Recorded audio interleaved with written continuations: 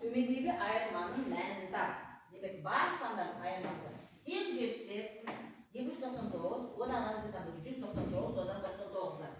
Бұл жерде қараңдар, 299, 199 және 99 деген сандарды біз нөлге айландырамыз. Мысал үшін 300-ден бірді азайтатын болса 299 бола ма? Дұрыс па? Енді 199 болу үшін 200-ден бірдің айырмасы 199 бола ма? Иә, бірдің айырмасы 199 болады. Мына жерде 199 болады. Ал енді 100-ден бірдің айырмасы 99. Демек, үшеуінде біз осындай нөлдікке айландырамыз. Сонда жазамыз 875. 875-ің орнына біз 300 азайту 1 деп жазамыз. Ал одан кейін 299-ың орнына біз 200 азайту 1 дейміз айырмасы. Ал 99-ың орнына біз 100 бен 1-дің айырмасын жазамыз. Енді қараймыз балалар. 875-тен азайтамыз нешті? 300-ді. 300-ді. Мына 1-ді қосуымыз деп жатамыз. Аға 200 азайтамыз. Қосамыз 1-ді.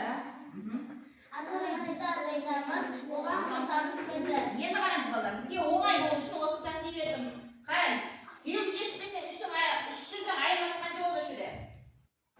875-тен 300-ді айыратын болса қанша болады? 575, иә? Ал 575-тен 200-ді азайтатын болсақ ше? 575-тен 200-ді азайтатын 375. Енді 375-тен 100-ді азайтатын болсақ 275. Демек 275 болды. Ал енді қараймыз, бағана бізді мынау бірліктеріміз бар еді ғой. Бірлікте неше ол? 1, 2, 3. 3 бірлікті бір-бірін қосымыз қанша болады? 3 болады. 3 бірді бір-бірін қосымыз 3 болады.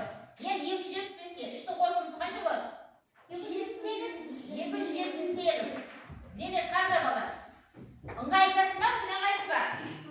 Ыңғайлы, иә? Мына нөлдікке айналдырып тұрсақ. Демек 875-тен 299 азайтамыз, одан 199, одан 99 азайтқан кезде бізде 278 болады екен. Бұны біз ауызша шығарсақ та болады, ойша шығарсақ та болады. Мынау 300-ге, 100-ге, 200-ге айландырған ыңғайлы ма екен бізге? Ыңғайлы, тез шығуға ыңғайлы болады. Егер мынау болса, сәт қиналады деп. Демек, төмендегі айырманың мәні нешеге тең болды екен? 778-ге тең болады екен.